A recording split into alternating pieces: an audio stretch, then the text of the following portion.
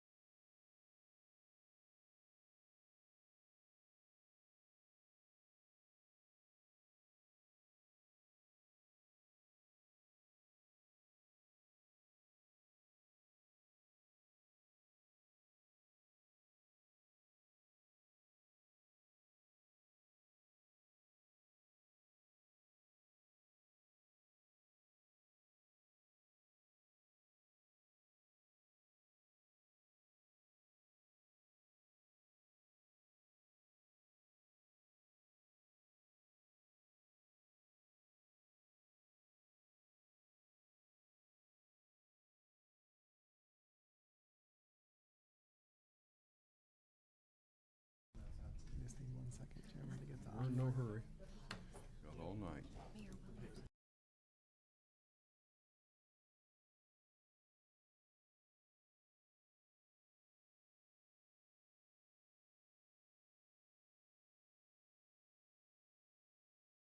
I'd like to welcome everybody to the Public Service Committee meeting night here at the City Hall, lower level at May 23rd, 6 p.m.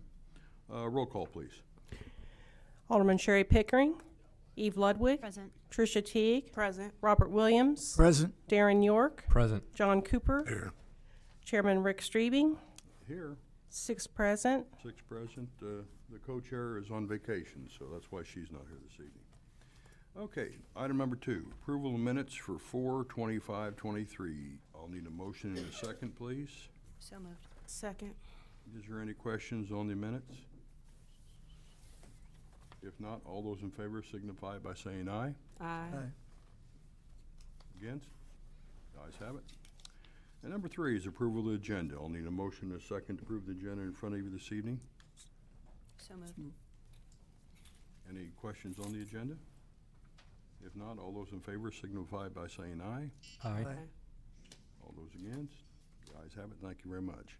Puts us item number 4, audience comments. Has everyone had a chance to complete a yellow audience comment card who wishes to speak this evening? Okay, when I call your name, please come to the podium. You'll have 3 minutes to speak. First, I have Chris Clapp of Danville regarding Clay Street and the abortion clinic.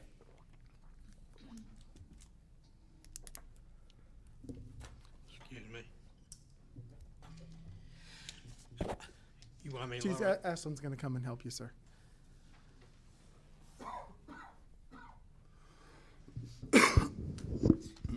Thank you. Thank you, Comptroller. Hello. Well, I'm Chris Clapp. I live in Ward 1. I'm going to start off with Clay Street. Clay Street between Walnut and Franklin has been blocked off for over 3 years with city barricades. I talked to a city employee approximately a year ago, and he indicated that there was a broken sewer line under the street. Well, people drive through the barricades, so if the street is in bad shape because of a sewer, then why hasn't the city fixed it in over 3 years? Okay, so I feel like that the city needs to get Clay Street fixed. I know it's not a busy street, but when I have people come to town to visit me, I normally tell them when they come off 74 to come up Gilbert Street to the Gilbert Street Cafe, which is Clay, and turn right and go 3 blocks. Well, now I got to send them down Williams, cross the tracks and around because of the barricades. So therefore, I want to know, first of all, when is Clay Street going to get fixed? Over 3 years. I think it's a little ridiculous, okay? My second thing is, to the aldermen that are here tonight and who had voted yes at the meeting a month ago, I wish you would reconsider your vote, okay? You have opened up the city of Danville to possibly well over a $5 to $10 million lawsuit if it gets carried all the way to the Supreme Court with your vote in regards to the so-called abortion clinic, health clinic for women over on Logan, which received some damage over the weekend. I don't condone that damage. I don't think that person had the right to do that. You know, he may not have agreed with it, but you don't do damage to city property, okay? So I just feel like, and I'm asking the city aldermen who voted yes to reconsider your vote in regards to the, and I will call it the abortion clinic on Logan Avenue there where the old Dr. Dillman's office used to be. So that's my 2 concerns. I'll leave the floor up to everybody else, and I'll just sit back and be quiet. But I do want to know what's going to be done in reference to Clay Street. As I said at the beginning, I think it's ridiculous that it's been over 3 years. 3 years. Matter of fact, I think it's almost been 4 years, but time flies. So I would hope that somebody from the city could contact me as to when that's going to be fixed. Thank you very much. Thank you, Mr. I have a Clapp. question. Can you remind us, Clay Street between which streets is? Between Franklin and Walnut. Right, thank you. I live on the northeast corner of Walnut and Clay. I live right next door to the old number 2 fire station. Okay, So whenever I have to direct people to come to my house, and now I got to direct them down and around by way of Woodbury Street or down to William Street in order to get to my house, which is, I think, is a little ridiculous that it's been over 3 years. okay. Okay? Thank you, young lady. Exactly what we're talking about. Thank you. Thank you. Next, I have Brad Wheeler of Danville. I don't have any comments. Okay. Vince Coors of Danville regarding the dog fence for the dog park.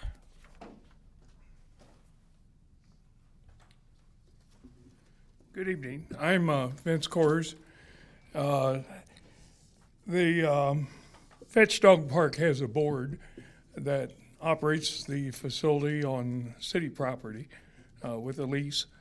And 13 years ago, there was a fence put up that the city was sort of a partner in, and it was put up the way the city wanted it to be put up at the time. It's been a financial failure, and to get out from under the heavy expense of maintaining the wood fence, we've been forced to go to planning to put in a chain link fence, and sought city funds from endowments here in town to fund this. And one of the requirements, the way it's always been done, I guess, is such expenses have to be run through the city process. We've got the money. It's coming, from a funding source through the city, and we'd like to urge you folks, if you've got any questions, Mr. Weaver and I are both members of the board, and we'd be glad to answer any questions you have at the proper time. Two other things. I was at the abortion meeting, and those of you who were there were exposed, as I was, to all the commotion, which included electronic amplifiers inside the building, disturbing the meeting, and so on. I would strongly urge that the council and this committee, on their part of it, need to look at the fact that that was totally out of line and should not be allowed in this building or any other city building. I would urge you to take actions to better maintain the public peace in situations like that.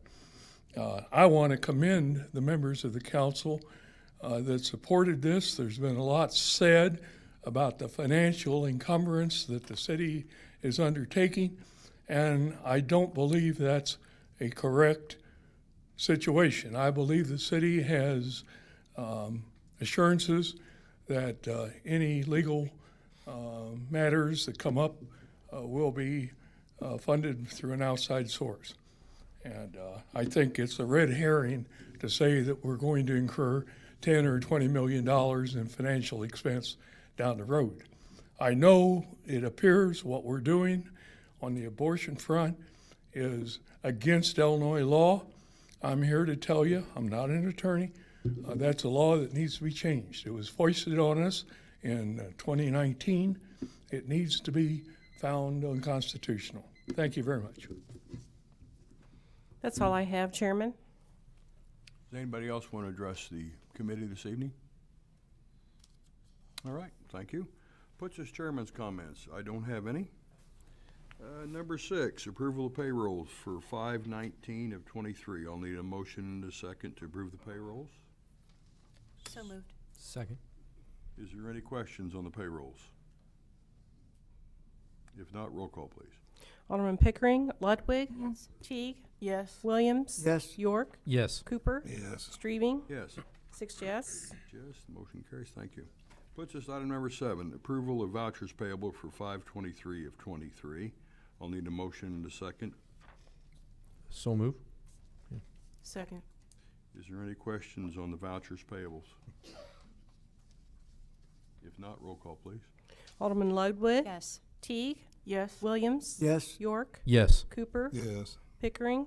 Strebing. Yes. 6 yes. 6 yes, motion carries. City Clerk's report from Ms. Lisa Munson. Items of information. Good evening. I wanted to let everyone know that we have sent our liquor license renewals, our annual ones. We have about 75 liquor licenses, and that doesn't mean we have that many liquor license holders, but that many liquor licenses. Some have more than one type of liquor license, and we currently have 4 video gaming licenses available. We've had quite a few phone calls on that, people interested in those. There's one at the Illinois Gaming Board to be approved, so that'll take us down to 3. But if you get any phone calls on that, just call our office and let us know. Well, the only question I have on that, because I know we done the other 3 or 4 quite a few months ago, and we were going to redo the The wording ordinance? and the ordinance, yes. So- Yes, that's Jim, Corporation Counsel Simon and I need to get together on that. He has drafted and that ordinance, and we just need to set up a meeting to get together on that. Because I believe we talked and discussed about some of the problems and what we had 3 or 4 in the hopper waiting, and we give everybody what we had, and they said we're going to start anew with the new ordinance and everything. So I hope Yeah, we we can might get have that to done. increase Yes. some in the classifications, change some of the classifications too. Yes. Okay. Thank you. Okay. Is there any Question on that. Yes. You're gonna redo the ordinance, we're not gonna have these things all over the area, are we? I mean, like Westville and all them towns, like every corner, those, We currently have a maximum of 33. okay. But is So- there requirements to have them? I mean, Pardon me? any gas station can have them, what are the qualifications for it? If they have a separate entrance and meet all the qualifications, if they have a pour license and a separate entrance, totally, they can't have a adjoining doorway or anything between the video gaming establishment and the packaged liquor or gas station. So there's only 3 more available then, right? There's 4 currently 4, as of but- today, yes. So we're not gonna have them on every corner in town, that's what I'm trying to get away from. No, that's why we limited the number so that we Okay. wouldn't end up with that. Now, John, you understand that some of them, there was some we really didn't want, but they met all the state statutes, and that oversees us, so we had to give a couple of them. So we're trying not to do that. Yeah, that's, Yeah. I wouldn't be in favor of that. No. I have a question. The 4 that we have available are those, because I also remember at one point there being a list of people that were waiting to get one that couldn't get one because all of them were taken. So the 4 that we have available are those as a result of people relinquishing theirs? Yes. Okay. If someone closed, we had a couple of places close, and someone lost theirs, and so, yes. Thank And you. we don't accept the application until they've actually went through all of the proper steps. We currently don't have anyone on a waiting list. Vice Mayor, you may recall we were at 30 and we increased at 3 to relinquish that waiting list. Then we did have 1 or 2 more that came on, but because those have gone off, then with those who were interested, all those who were previously interested currently have one if they choose. Any other questions for Ms. Munson?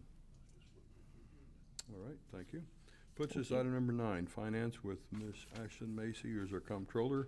9A is a resolution authorizing a budget amendment to the fiscal year 2023-2024, Finance number 11 budget, as of our hotel motel tax contingency payment. I'll need a motion. I'll make the motion to approve and dispense with the reading and ask for your approval. I'll need a second, please. Second. Is there any questions on 9A resolution? Yeah, what are we doing here? Sure. So a few years back, before I even started with the city engaged in an agreement with a company called Azabah. What they did is they audited multiple tax revenue streams for the city. I guess, the finance department at the time didn't think they had the bandwidth to do that audit themselves. Part of that model is that instead of paying them a fee up front for those services, they get a portion of whatever revenue they then unsurfaced for us. So what's in front of you is specifically our hotel motel tax revenue. What they ended up finding is that the city did not have an ordinance for short-term online rentals or what's the other one? Online travel companies, OTCs. So we amended our hotel motel tax ordinance to basically close that loophole. So now we collect revenue from various online platforms that previously we did not. They get 45% of whatever revenue they collect for 36 months. This is for payments 24, 25, and 26 of 36. So I just amend the budget as the invoices come in once we receive that revenue for which we're paying for. So you'll see this a few more times. I'm just curious, how'd they get underneath the radar? Well, it wasn't an ordinance that we had to collect at all previously. It wasn't that we should have been collecting this, but they weren't compliant. It's just something we didn't have, but very snugly fit within our hotel motel tax goals, right? So we've been charging our hotels hotel motel tax, and they've been paying and compliant, but these are companies such as like Airbnb, Vrbo, Expedia, places like that. You could have rented maybe a residence here, and that tax wasn't something we had, and now we do. Any other questions on 9A? If not, roll call, please. Alderman Teague, Yes. Williams. Yes. York, Yes. Cooper. Yes. Pickering, Ludwig, Yes. Streebing, Yes. 6 yes. Yes, motion carries. Puts us 9B, items of information, risk management monthly report, and the personnel monthly report. You should have both of those reports in your packet. If you have any questions on those reports, I'll take those now before I give my update.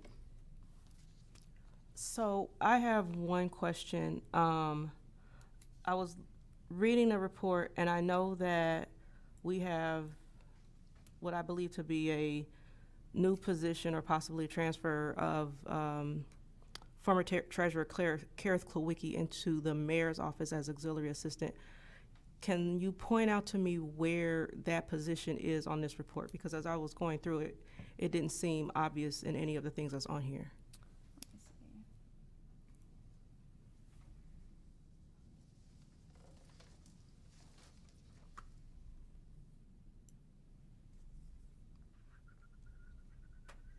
Is it under the auxiliary line item, Ashland?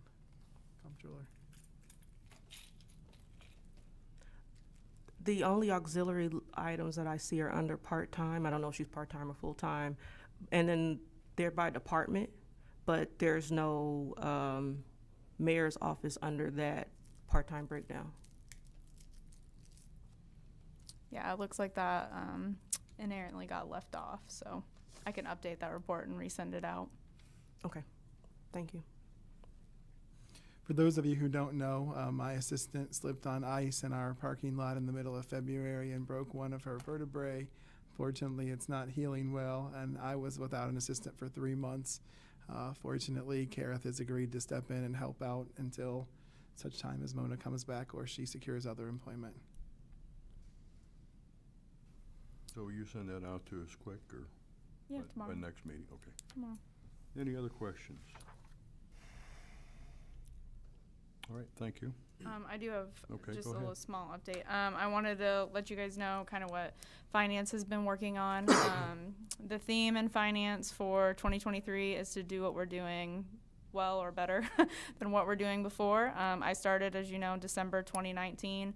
2020, we had the pandemic. 2021, we took on utility billing on a very short notice. And then 2022, we had a lot of turbulence in the treasurer's office, which really impacted the finance department. So the theme is to iron out processes and do those things better. So we have been really ironing out specifically some utility billing processes. We've been dedicating a lot of time, doing a lot of team meetings on getting those set up to be more successful than they are now. So that's my update. Thank you. Thank you. Puts us on number 10, fire. We have Assistant Chief Brian Smith. We have items of information, and we might as well go through 10.1 and 2, monthly status report and the fire chief staff report. Assistant Chief. Good evening.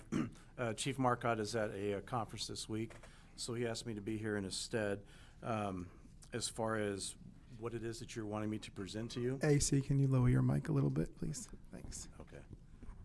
yeah, if you have any questions about anything concerning with the fire department, I'll do my best to answer them. Is there any questions for the Assistant Chief on the monthly status report or the staff report? And for those of you who, oh, go ahead. I was just going to say, I'd like to say congratulations on being named Assistant Chief. Thank you. Yes. Yes, I was just going to say, for those of you who don't know, he has been instated in that role. However, he will be officially sworn in on Friday at 9 a.m. here in these chambers. So love to see you there if you're able to join us. Thank you. And thank you, AC. And we're full staffed, right?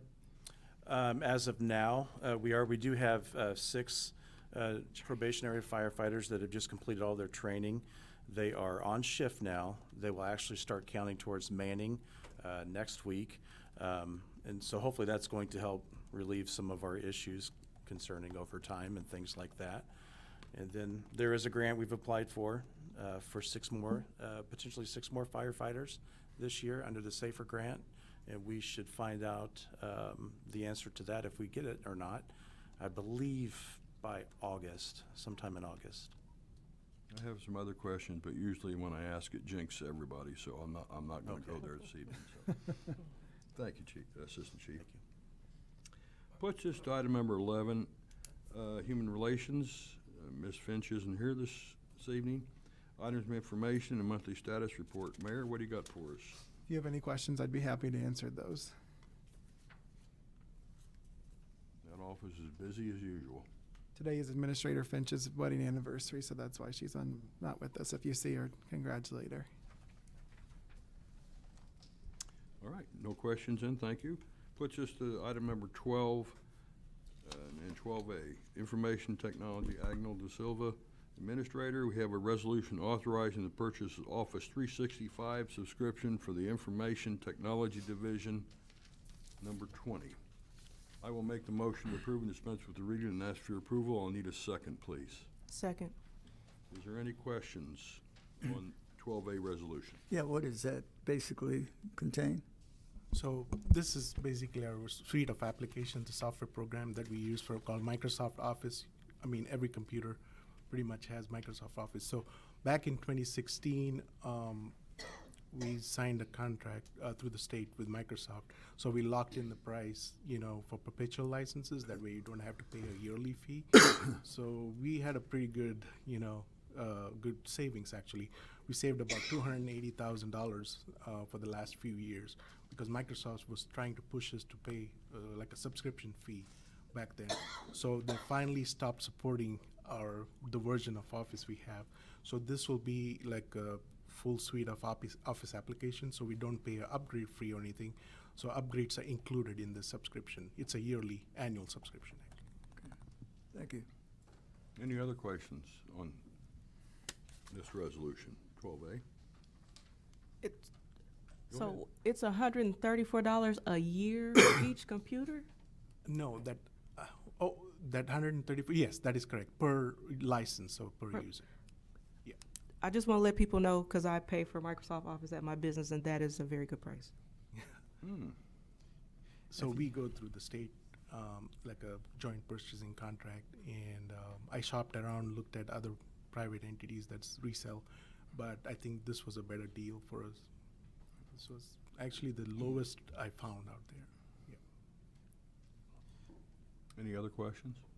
Vice Mayor, I joked with our administrator that whenever we need to buy new vehicles for the city, we need to send him to negotiate for us. Absolutely. If no other questions, roll call, please.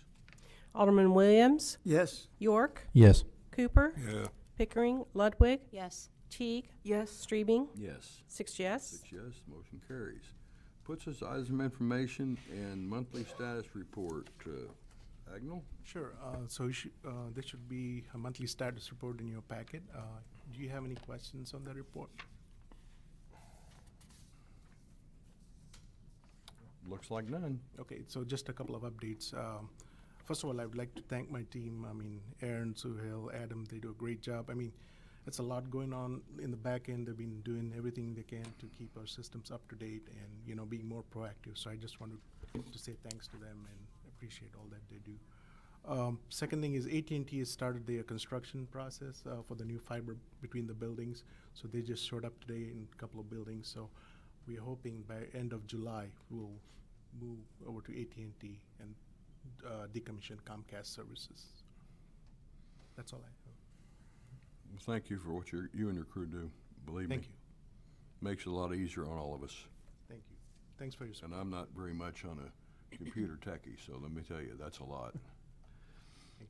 Puts us at item number 13, legal, James L. Simon Corporation Counsel, items of information, and has statistical report.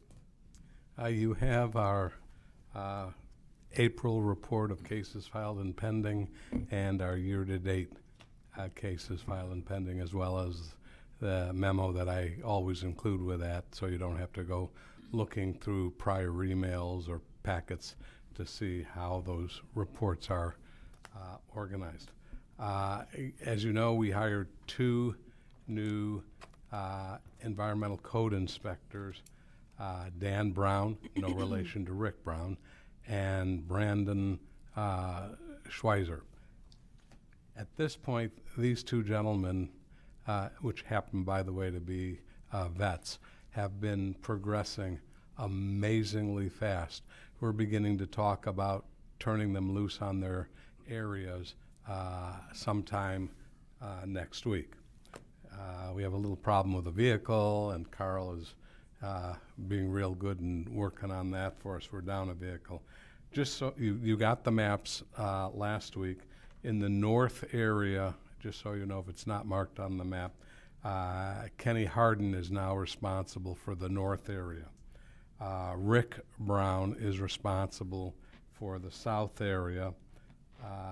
Dan Brown is responsible for the west area, and Brandon Schweizer is responsible for the east area. I'm very proud of these 2 new inspectors, because over recent years we seem to go through inspectors that just don't pan out after a year, year and a half. And I think these 2 gentlemen will be excellent. We fully expect them to pass the International Code Council property maintenance exam, which is a much larger exam than just the property maintenance code, and covers all of their building and property codes. And we expect that they'll pass this well before 2 years, because our latest collective bargaining agreement requires inspectors to pass that exam within 2 years. Otherwise, we can't continue using them. That inspection is beneficial to the city, it's beneficial to citizens, and it's beneficial, that certification is beneficial to the inspectors as well. It gives them a credential that few inspectors have, and hopefully they don't leave us, but if they do, they have a credential to take with them. It creates a sense of confidence in our citizens that these people know what they're doing, that they are enforcing the code fairly and evenly. So I'm excited about these 2 new hires. They're terrific. And Rick and Kenny have been doing a great job training them. They've really taken them under their wings. If you don't recall the collective bargaining agreement that was signed for both the public works and the legal side inspectors, there's a provision for the environmental code inspectors where we created a new position called lead code enforcement inspector. Rick Brown has taken that position, has been promoted to that position. He's, as the mayor indicated, he's doing a phenomenal effort training these individuals, keeping track of how they're doing, beginning to work with them on studying for the exam, making sure that the materials are appropriate for them, but that they're not overloaded. Kenny, on the other hand, has picked up a tremendous amount of actual inspections because Rick is spending a little more time in the office. So kudos to Kenny. The other thing is they've been attending weekly meetings with CitizenServe as we begin the process of migrating over to that inspection platform. and away from Excella. And I have a feeling that our two new inspectors may pick up the new software very quickly, because one is a former high-level Geek Squad employee that deals with complex systems, and our other one dealt with a lot of technology when he was in the military. They both dealt with technology in the military, and as anyone knows, in the military, very high level of technology. So I think the new ones are going to give the slightly older ones a run, and it's going to be an exciting time with the inspections. Is there any questions for Mr. Simon? Yes. Can you repeat who has which areas again? Sure. I don't know what the colors are on the small map, but in the north area, I believe that's blue, is Kenny Hardin.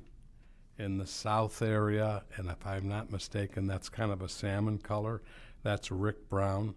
In the west, I believe that is a yellow area, that is Dan. And in the east, which is green area, is Brandon.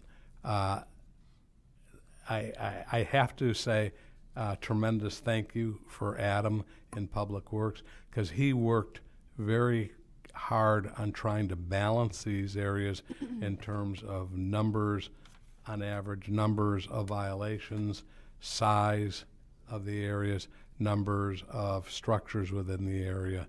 Whereas before,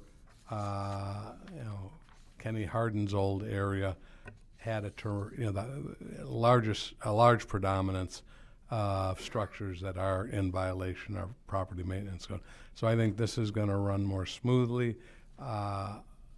He also helped us develop the various sectors that the inspectors will spend.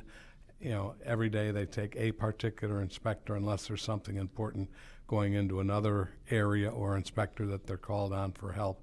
And I think it's going to make the inspection process more efficient. We're going to identify more demos, and when we get them to court, hopefully either the owners will demo the properties or we will get the authority to demo the properties. And Tracy Kraft with Public Works and the mayor are working on a more efficient prioritization of structures to be demoed. So I think we're going to see improvement in that area as well. Vice Mayor, the other good thing that they accomplished that Adam did for us is when they did the subsectors, they now only have 8. So they'll be in each subsection every 8 days instead of every 10 days. So they'll be able to visit each area more frequently. That's correct, Jim, right? I don't have my map with me. I believe it's correct. They may vary by 1 or so, but before we had one sector that was 8, another one that was 10, and a third one which was 11 or 12. These are much more balanced. And the sectors are slightly smaller because the areas are in 4s now. We have 4 areas rather than 3 areas. Is there any other questions for Mr. Simon? I've got one. Inspection violations, how long before they go to our court by the time they get? The process involves when a violation is observed, a warning letter or a courtesy letter is sent out to the property owner. It depends on the nature of the violation. For instance, if it's a weed and grass violation, they're given typically 14 days to abate that problem. If they don't abate that problem, then a citation is issued, and that citation, once it goes out, a copy is turned in to the legal department side of our department, and we commence a case. Typically, because we have to make sure that citation is served on the owner of the property, typically we give 30 days, in which case at that point, that 30 days is the date for the initial appearance. And several things can happen in city court, which is conducted down here, and I invite all the alder persons to come and watch city court and see what happens. But A defendant may not show, in which case he or she is defaulted and a sentencing date is set, except for one or two types of cases, and then 2 weeks later or so sentencing is held. If they appear, they're given the option of having a trial or entering into a plea agreement. And if they enter a trial date is set approximately 2 weeks out, depending on the month, because our trials are the fourth Tuesday afternoon for property trials and the fourth Thursday afternoon for police and other ordinance violations and all. And at that point, when there's a trial or a plea agreement, other than making sure the problem is abated, what I have begun doing quite early in joining Danville, we've added another component to our plea agreement, as well as our requests if we prevail in a trial, and that is the hearing officer directs the owner to abate the problem within a period of time, and if they don't, the city gains authority to enter upon the property and abate. We only abate two types of violations, and that's weeds and grass, where the city will mow lawns, and Tracy Kraft will tee that up in terms of a schedule, and we do demolitions. If it's a roof repair or siding repair, the city does, even though we get the authority, does not undertake that work because materials have to be purchased and trades basically would have to be brought in to do that work, and the city does not have the funds for that. In terms of demos, the process is a little bit longer because we give the defendants more time in which to do a demo. Typically, they have to, within 30 days, apply for a demo permit, and then within 60 days, they have to complete the demo. Okay, I'm gonna ask about one item. A semi. It's been parked in areas, has had 29 different write-ups. That's why I ask, how long does it take? I appreciate that. I'm not sure if you're referring to the AutoZone semi-trailer or not, because that has been removed. Don't know what the name of it is. All I know, it's happening out in the Heights on Avenue A. If you do me a favor, please contact Tim Palin, my assistant corporation counsel. He will look into it. He will talk to Rick or Kenny. I've already talked to Rick, and there's been 29. That's why I ask why it takes so long. I don't have an answer, but I'll look into it for you, sir. Okay, thank you. Is there any other questions for? I got one Yes. now you're speaking. I've got one now going on right now. Abandoned property. Abandoned. What happens on that? Supposedly he's been to a court appearance. Supposedly, Now he's got 21 days to wait. I didn't hear the last part. Okay, I think this guy's been to court where the city declared it abandoned. Now we've got 21 days to wait to do something, or? Well, I don't know. Where do I get the 21 days? I don't know where he is in the court process. I don't know the property, and I don't know the owner's name. I don't want that out, but. Again, please reach out to Tim Palin, our assistant corporation counsel, because he handles city court and deals with trials and appearances and all of that and all. And he'll be able to, as long as you provide him the owner's name or the address of the property, he will look into it. But if a property becomes abandoned, which I'm sure it's happened several times in town, what is the procedure on that? I mean, it depends. It sounds like a fairly easy process. It's not. First of all, every single property in this country, whether it's a 1/10 of an acre plot or 200,000 acres, is owned by somebody, whether it's government or somebody else, a private person, business or individual, and all. We have to find that person. A lot of, quote, abandoned properties may be due because the owner is deceased. Finding the subsequent owners in town or anywhere is very hard unless there's been an intestate estate opened where there's no will, or a probate estate opened. In either of those, to probate a will, in either case, an executor or an administrator is appointed. We have somebody now who controls the property.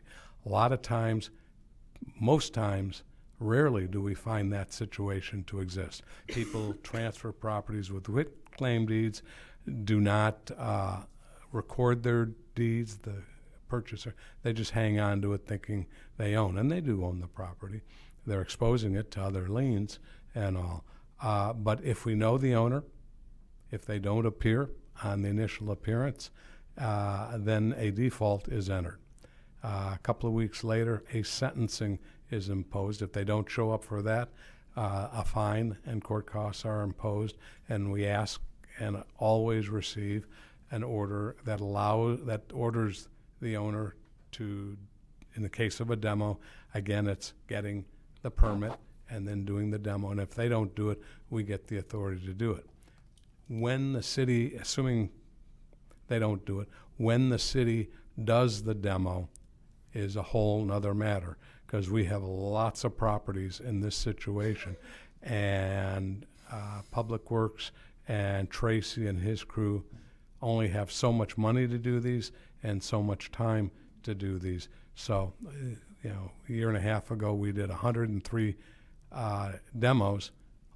This past year, not quite as many, because we took down a huge building that actually was 2 buildings connected to the tune of about $150,000. I believe that's pretty close, isn't it, Mayor? It may have been closer to 2 when it was said and done. Okay. Jim, but he's talking about the old Paxton Warehouse, Alderman. Right, but this is not future demo. This is in a real nice neighborhood. And what's the problem with the property, if you can Well, say? the owners have left. And supposedly, I've contacted legal, and they said, I think we're in that sentencing period or whatever, but that doesn't bother me. It's the grass is 3 or 4 foot tall. The backyard's pure trash, and I mean, this is a real nice neighborhood. And I know, it's, people in your neighborhood are very proud of their properties and their homes, and they, do take care of them very well. We usually don't have a lot of problems in the Heights and all, but we have had, from the city's side, a problem. The inspector who took over, who handled that territory, until I started really digging in, doing some research on it, I found he wasn't writing up warning letters or citations. Corporation Council. This isn't in the Heights. Oh, this is not in the Heights? No, sir. No, this is in Ward 6. But Okay. All I guess, the thing is, what bothers me, and I hope it doesn't happen, is if it's been reported, 3 or 4 weeks ago, and I'm just giving you a scenario on this. There's a possibility this thing may not be mowed all summer. Once we get either a plea agreement allowing for mowing or an order for mowing, at that point we inform Public Works that they have the authority to go onto the property. When they tee it up, we are not involved with that, so I can't answer that. Public Works would But have the to answer that. possibility exists because of all the legal. Well, yeah, it depends. If it's abandoned That's a shame. and nobody's there, they're going to be defaulted, and 2 weeks later, they're going to be sentenced. So that could be done by mid-June, unless the case has already been started and there's been no appearance. So an order already could be entered. When the city is able to get out to that property, again, is a question for Public Works. I'll get with you or that Tim guy. Anything else for corporate counsel? Thank you, Mr. Simon. What's item number 14? Chris Yates, Police Chief. We have items of information and April 2023 offense data. Chief? Does anybody have any questions on what's been provided? I will say that one industry or index. Chief, can you please? Oh, I'm sorry. Thanks. I did notice that there was one index missing on the year-to-date for some reason. I'll have to get and check. But domestic battery is left out of that, however it is on the April offense count. Is there any questions for Chief on either one of these items? If If not, thank you, Chief. Just a couple other items. We'll have our fourth upper command staff member attending Northwestern's executive staff and command starting in June. We've got 3 that's gone through already. It's our intent to have everybody from lieutenant, if you're a shift commander on up, to attend the course. I think it's very helpful. It's very difficult. I can tell you that myself. We have 7 officers in training. They're doing their different levels. So far, I haven't heard anything negative, so we'll take that as a positive. And I'll leave it at that. Any other questions? Any questions for the chief? Okay, thanks, Chief. Puts item number 15, Public Works. We have 15A, resolution authorizing application to the Illinois Housing Development Authority for funds for securing, maintaining, and demolishing abandoned properties. I will make the motion to approve and dispense with the reading. I'll ask for approval. I'll need a second, please. Second. Is there any questions on 15A's resolution? If not, roll call, please. Alderman York, Yes. Cooper, Yes. Pickering, Ludwig, Yes. Teague, Yes. Williams, Yes. Streebing, Yes. 6 yes. Yes, motion carries. Thank you. Puts us to 15B, approving the awarding of a contract for CDBG Housing Rehabilitation Project at 1127 North Logan Street. I'll make the motion to approve and dispense with the reading and ask for approval. I will need a second, please. Second. Is there any questions on 15B's resolution? If not, roll call, please. Alderman Cooper, Yes. Pickering, Ludwig, Yes. Teague, Yes. Williams, Yes. York, Yes. Streebing, Yes. 6 yes. Yes, motion carries. Puts us to 15C. We have a resolution awarding the contract for the fence replacement at Fetch Dog Park and waiving the bid requirements. I will make the motion to approve and dispense with the reading and ask for your approval. I'll need a second, please. Second. Is there any questions on 15C's resolution? If not, roll call, please. Alderman Ludwig, Yes. Teague, Yes. Williams, Yes. York, Yes. Cooper, Yes. Pickering, Streebing, Yes. 6 yes. 6 yes, the motion carries. Puts us to 15D, just for you to understand, a lot of times, Public Works and myself, we both get calls about some of this because some of this is sensitive on timeliness. That's why we started at this committee, otherwise it's gotta wait longer. So that's why it's here in front of us this evening, so, yes. Well, I guess we're in items of information. I got a question. I agree with everything Chris Clapp said. Can he get an answer sometime soon? I mean, nobody hears from Public Works that I know of other than Sam. They're here, But they're here. We okay, actually have 4 staff they're members all from here. Public Works Okay, here. can, Yeah, I can. So we're going to touch base on it tomorrow. I will say, that has been closed for a long time. I have done some preliminary looking into what can be done there, and one of the challenges is that it is almost an unconstructible problem to fix because of conflicts between multiple utility companies. So I'm not sure that there's not a low-hanging fruit, easy fix to this problem without reconstructing likely blocks of storm sewer. And that one block currently serves a single house. Granted, through traffic could go through it, but very low volumes. So one of the alternatives that we need to look into, do we close that street permanently? Do we reconstruct? And that's just something that we've got to look into more, and it's just not risen to the top because it's not affecting that many people at this point. But granted, it has been closed for a long time. We will touch base on that, get back with Mr. Clapp with some updates, and at least get it in the project queue for us to look at, a little bit more. So yeah, that was my concern. That's fine. yeah, and I can't recall if he spoke with, if it was me or somebody else a year ago, but it was possibly me. And it's just, unfortunately not risen to the top. So I understand that, but 3 or 4 years is a pretty long time. So. yeah, and actually predated me as well. I don't know when it was closed for sure, but that would have been. Do you recall, Dave? It was closed probably about a year before Sam. This is actually that was actually closed in the same time frame that we had the woman that fell into a sinkhole that opened up right under her feet down at the dance studio, which is north on what road is that?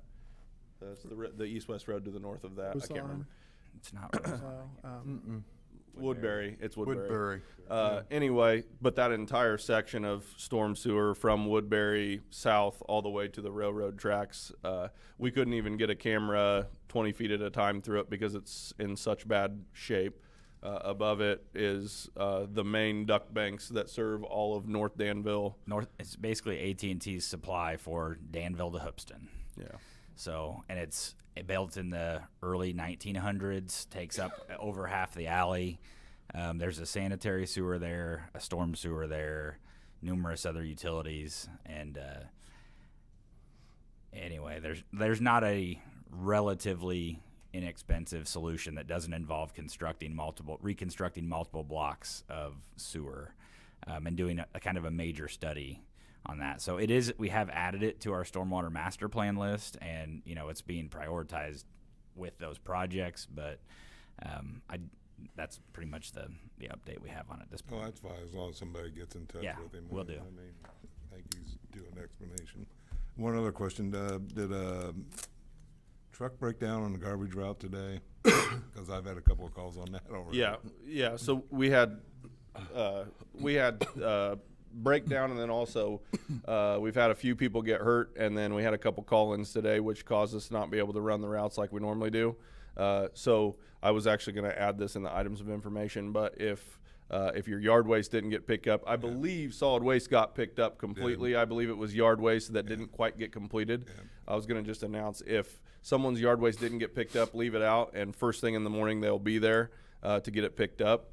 But yeah, basically we had to run out of rear loaders today, just due to personnel that are trained to run the automated trucks. So That's fine, that's what I told him, just leave it out, so. Yep, we'll get it first thing in the morning. Vice Mayor? I have a question concerning CDBG housing rehabilitation, because I've fielded some questions about this. Is there a written document someplace on the city website, perhaps, that outlines the process by which someone could apply and what the requirements are? Yeah, so I have half of the answer for that. So yes, there is policy and procedures in place for all of the CDBG programs. It's not I don't believe it's available on the CDBG grant website. I can definitely get it put up there. If it's not, I'll have to double check that. And what was your other twofold to that question? The selection process? I didn't ask that, but that was actually about to be my next question. There you go. Okay. You're reading my mind. Yeah, so the selection process is gradually being updated for a couple of reasons, but mainly because we are getting way too many applications, way more than we can handle in 3 to 5 year time periods. Last year alone, we received around 165, and that was for a 1 month period. Before that, prior to my employment, in my first year of employment, around 4 years ago, I think we were receiving around 15 to 20. So the selection,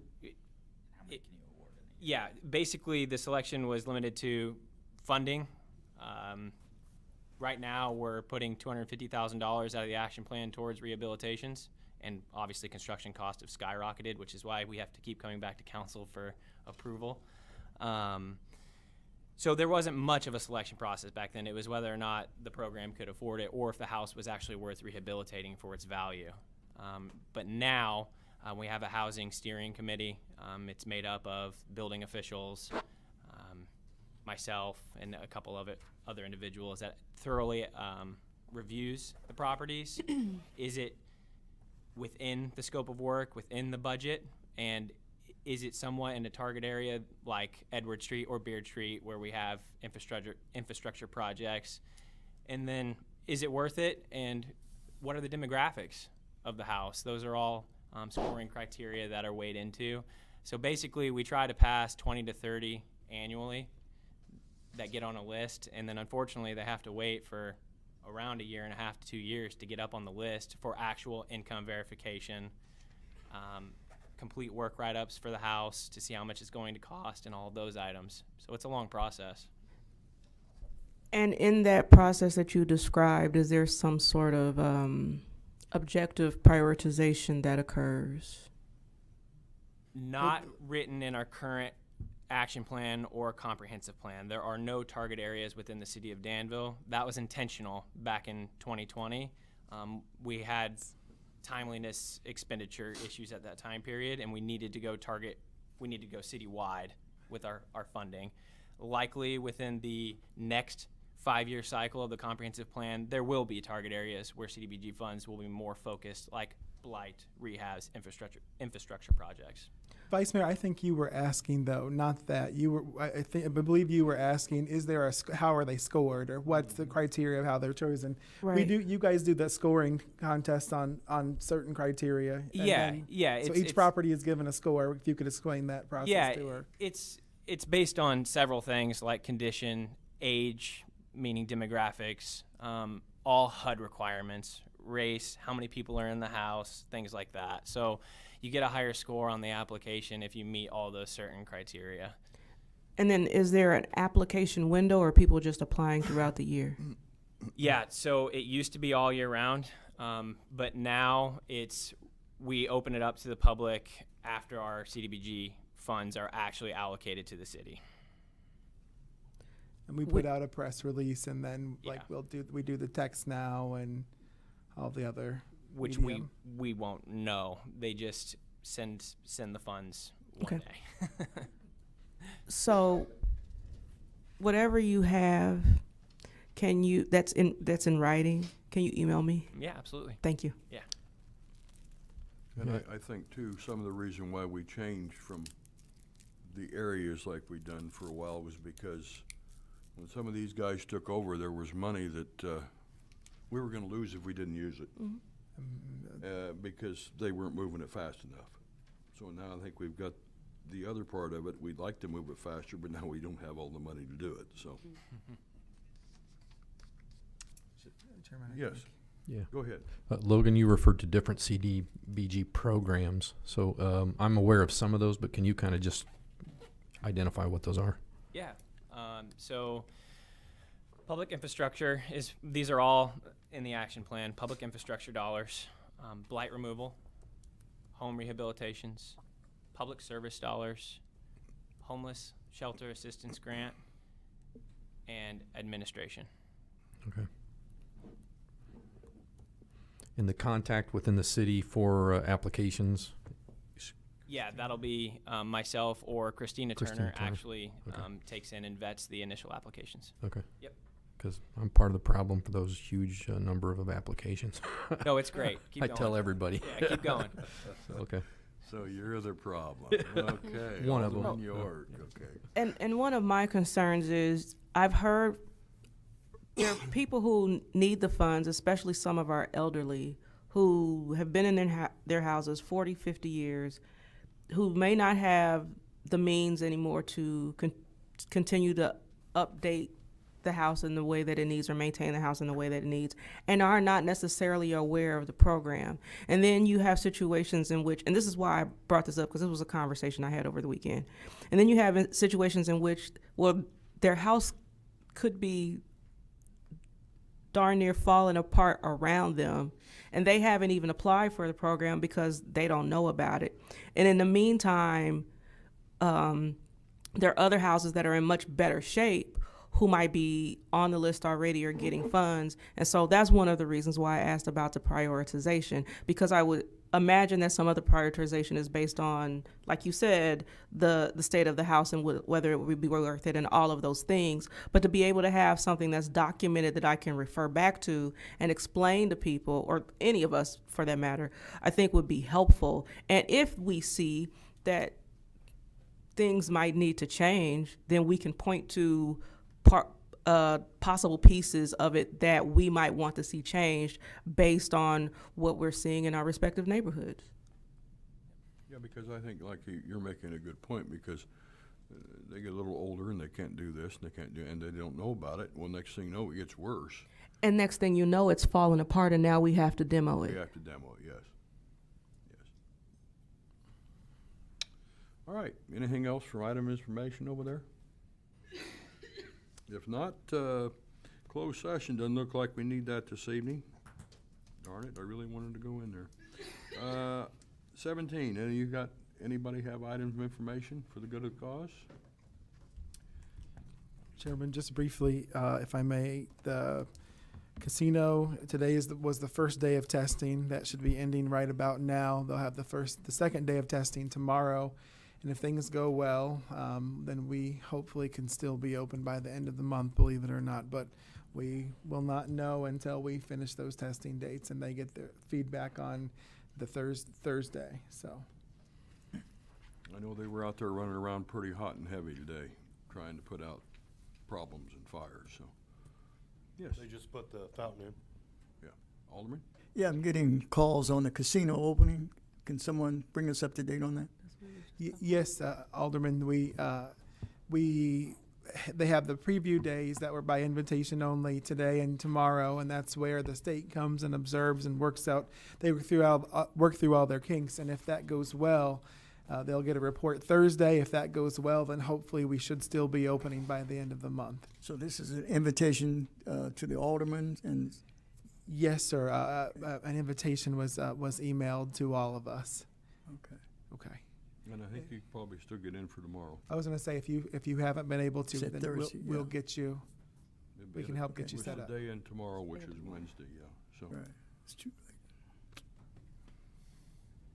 All right, if there's nothing else, I'll need a motion in a second for adjournment. So move. Second. All those in favor signify by saying aye. Aye. Opposed? The ayes have it. Thank you very much. Hey, we need to get on some guys to start spraying.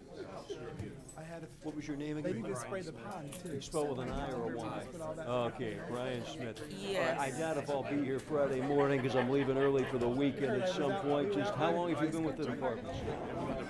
I don't know, I guess there's never So gonna have be you a been good thinking how time. long I want to work up to assistant fire chief, or were you just approached? What's he mean to you? The other side, there's just a few on top, of course, that was the last one we had in.